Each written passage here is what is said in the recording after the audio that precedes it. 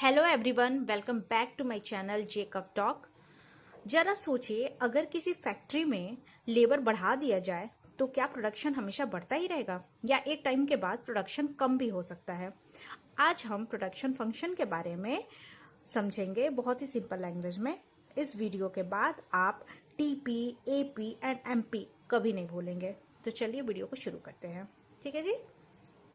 सबसे पहले समझते हैं कि प्रोडक्शन का क्या मतलब होता है। ठीक है, प्रोडक्शन का मतलब सिर्फ चीजों को बनाना ही नहीं होता है, बल्कि प्रोडक्शन का मतलब होता है कि यूटिलिटी क्रिएट करना।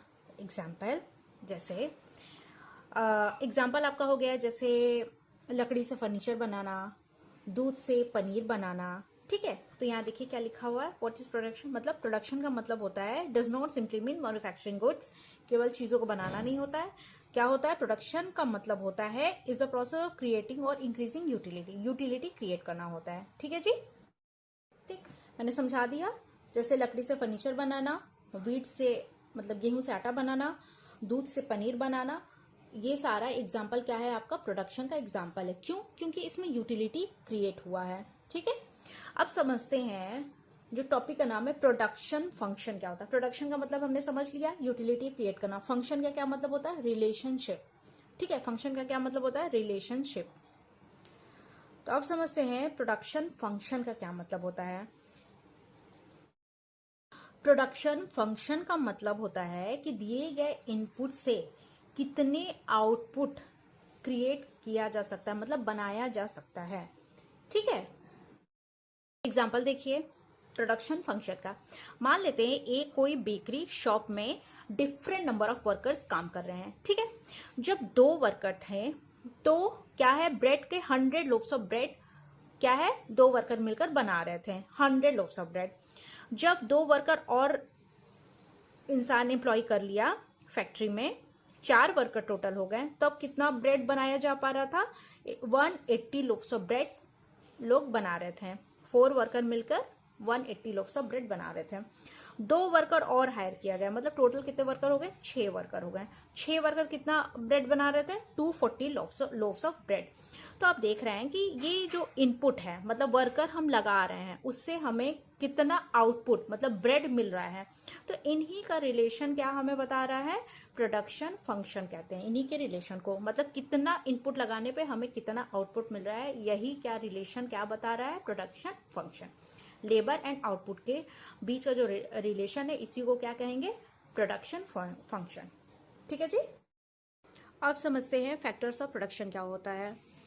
देखिए, फैक्टर्स ऑफ प्रोडक्शन क्या होता है, 4 फैक्टर्स ऑफ प्रोडक्शन होता है जिनकी हेल्प से क्या होता है, प्रोडक्शन किया जाता है। ये 4 फैक्टर्स होते हैं जिनकी हेल्प से क्या होता है, प्रोडक्शन होता है।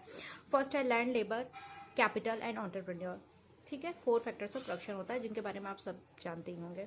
नेक्स्ट है टाइप्स ऑफ इनपुट। इनपुट देखिए 2 तरीके का होता है, एक फिक्स्ड इनपुट्स होता है, दूसरा क्या होता है, वेरिएबल इनपुट्स होता है। ठीक है, fixed inputs and variable inputs. Fixed inputs क्या होता है, फिक्स्ड इनपुट वो इनपुट होता है जिसे शॉर्ट रन में आप चेंज नहीं कर सकते हैं, जैसे कि बिल्डिंग, फैक्ट्री, मशीनरी। मतलब शॉर्ट रन क्या होता है, शॉर्ट रन का मतलब कोई टाइम ईयर से नहीं होता है। शॉर्ट रन का मतलब होता है, अब इसे एग्जांपल से समझिए। सपोज आपके पास एक बेकरी शॉप है। कौन सा शॉप है, बेकरी शॉप है। ठीक है, अब बेकरी की बिल्डिंग, ओवन और मशीन बेकरी में पहले से ही उस बेकरी शॉप में लगा हुआ है। अब क्या होगा, आपको मान लीजिए प्रोडक्शन को क्या करना है, बढ़ाना है, प्रोडक्शन को बढ़ाना है। तो क्या ये पॉसिबल है कि आप एक ही दिन में कोई नई बिल्डिंग या नई फैक्ट्री सेटअप कर सकते हैं? नहीं, नहीं कर पाएंगे ना। लेकिन आप क्या काम कर सकते हैं, आप एक्स्ट्रा लेबर हायर कर सकते हैं या फिर लेबर से ओवर टाइम करा सकते हैं, है ना। तो इसलिए शॉर्ट रन में कुछ फैक्टर्स क्या होता है, फिक्स होता है, और बाकी कुछ फैक्टर्स क्या होता है, वेरिएबल होता है। इन्हीं को बोलते हैं, और जो फैक्टर फिक्स्ड होता है इन्हीं को बोलते हैं फिक्स्ड इनपुट्स। जैसे कि मशीन हो गया, बिल्डिंग हो गया, फैक्ट्री हो गया।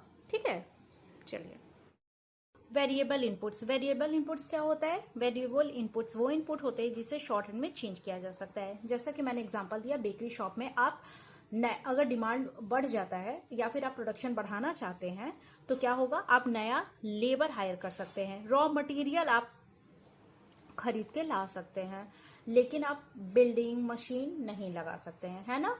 तो शॉर्ट रन में कुछ फैक्टर्स क्या होते हैं, या देखिए शॉर्ट रन में, शॉर्ट रन वो पीरियड होता है जहां जिसमें कुछ फैक्टर्स क्या होते हैं, फिक्स होते हैं, जबकि कुछ फैक्टर्स क्या होते हैं, वेरिएबल होते हैं। ठीक है, उसी को बोला जाता है शॉर्ट रन। शॉर्ट रन का मतलब ये बिल्कुल नहीं, आप टाइम से बिल्कुल मत समझिए कि मंथ या ईयर होता है शॉर्ट रन का मतलब। शॉर्ट रन का सिंपल मतलब ये होता है कि कुछ फैक्टर्स शॉर्ट रन में क्या होते हैं, फिक्स्ड होते हैं, ठीक है, और कुछ फैक्टर्स क्या होते हैं, वेरिएबल होते हैं। यही मतलब होता है शॉर्ट रन का।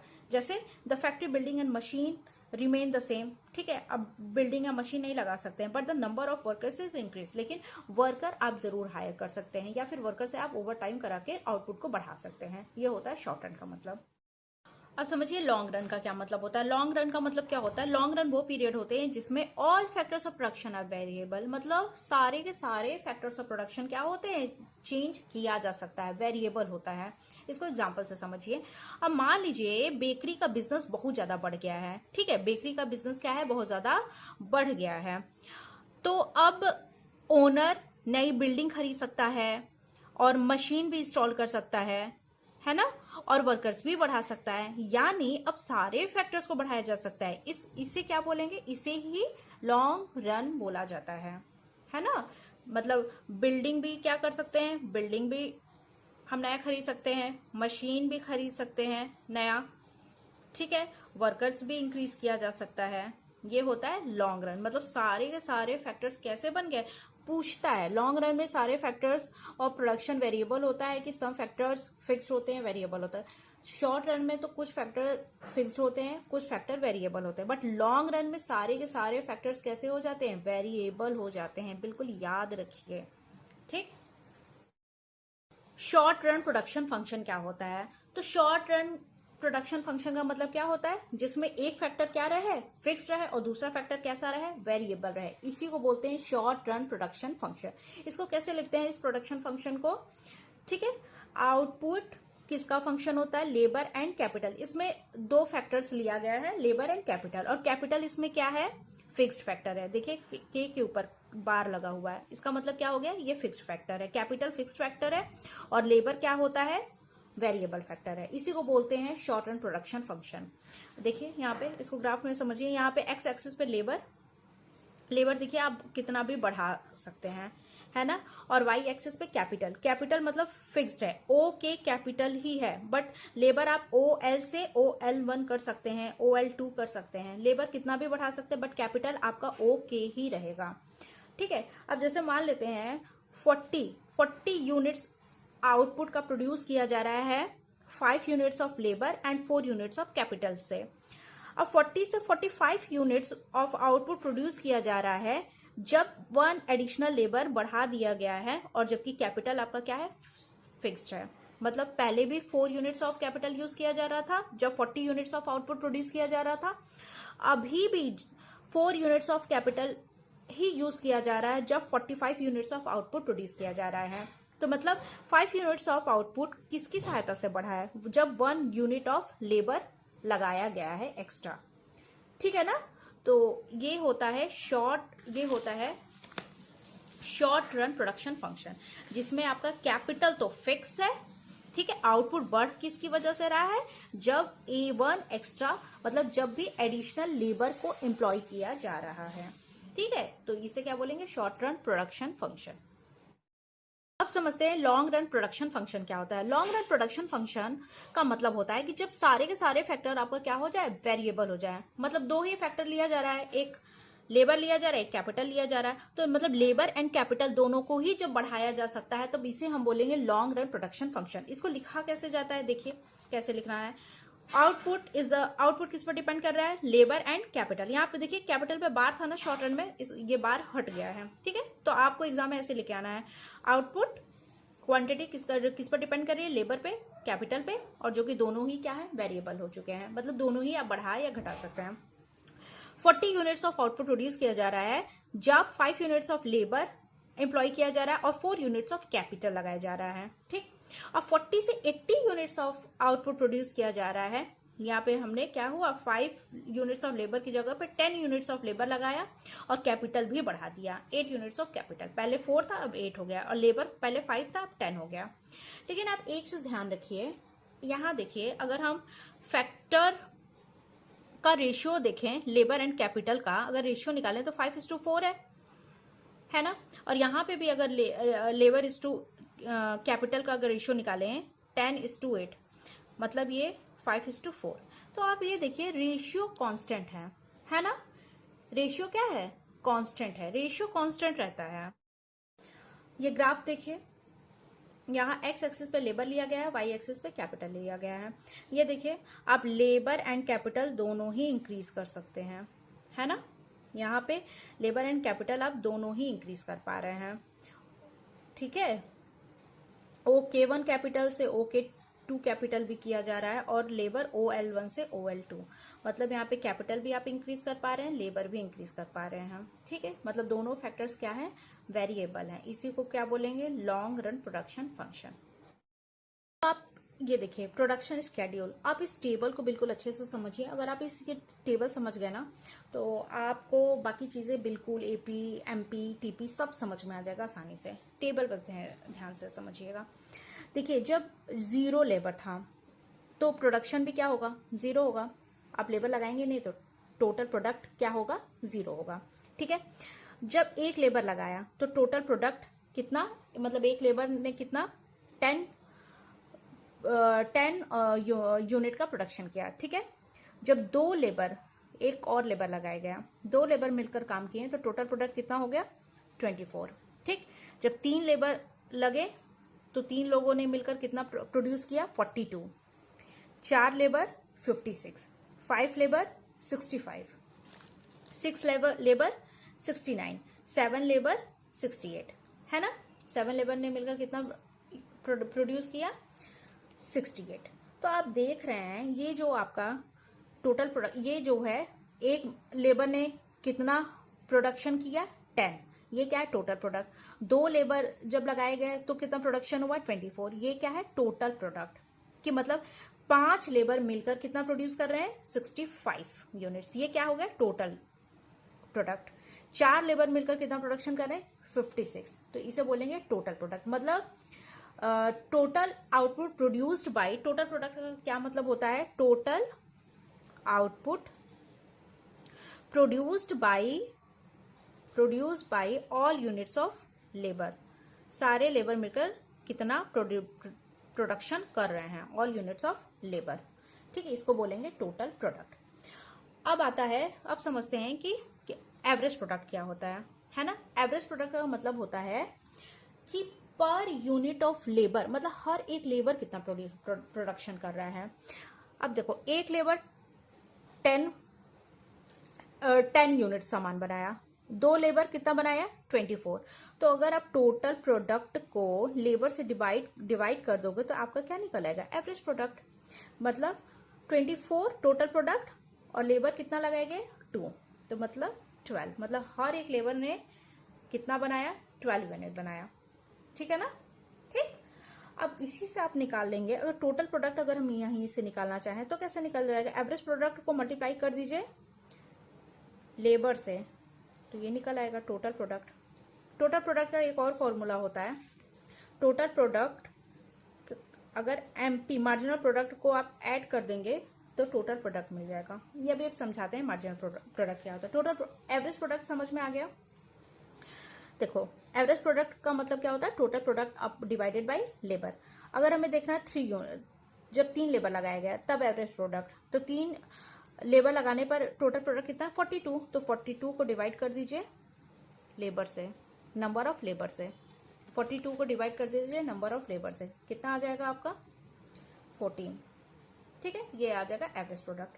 अब समझते हैं मार्जिनल प्रोडक्ट क्या होता है। मार्जिनल प्रोडक्ट का मतलब होता है कि एक 1 एडिशनल लेबर लगाने से टोटल प्रोडक्ट में कितना चेंज आया, ठीक है। टोटल प्रोडक्ट में एडिशनल कितना प्रोडक्शन हुआ, समझते हैं। जब 1 लेबर लगाया गया तो टोटल प्रोडक्ट कितना था? 10। जब 2 लेबर लगाए गए तो टोटल प्रोडक्ट कितना हो गया? 24। मतलब 1 एक्स्ट्रा लेबर लगाने से प्रोडक्ट में कितना चेंज आया? पहले 10 था, अब 24 हो गया, मतलब 14 प्रोडक्शन और हुआ, है ना। इसे क्या बोलेंगे? मार्जिनल प्रोडक्ट,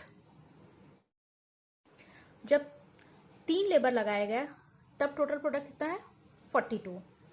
अब देखा जाए अगर 1 एडिशनल लेबर लगाने से पहले 2 था, 1 लेबर और लगा दिया गया, एक एडिशनल लेबर लगाने पर कितना प्रोडक्शन हुआ 42। मतलब पहले 24 था अब 42 हो गया। कितना चेंज आया 18। 42 माइनस 24 कितना चेंज आया 18, है ना। इसे क्या बोलेंगे मार्जिनल प्रोडक्ट। ठीक है, तो मार्जिनल प्रोडक्ट हम निकाल कैसे रहे हैं। मार्जिनल प्रोडक्ट निकालने का फॉर्मूला होता है टोटल प्रोडक्ट मतलब ऑफ एंड करंट में कितना टोटल प्रोडक्ट है माइनस एक प्रीवियस का n-1, ये फॉर्मूला होता है। या फिर आप निकाल सकते हैं change in total product upon change in labour.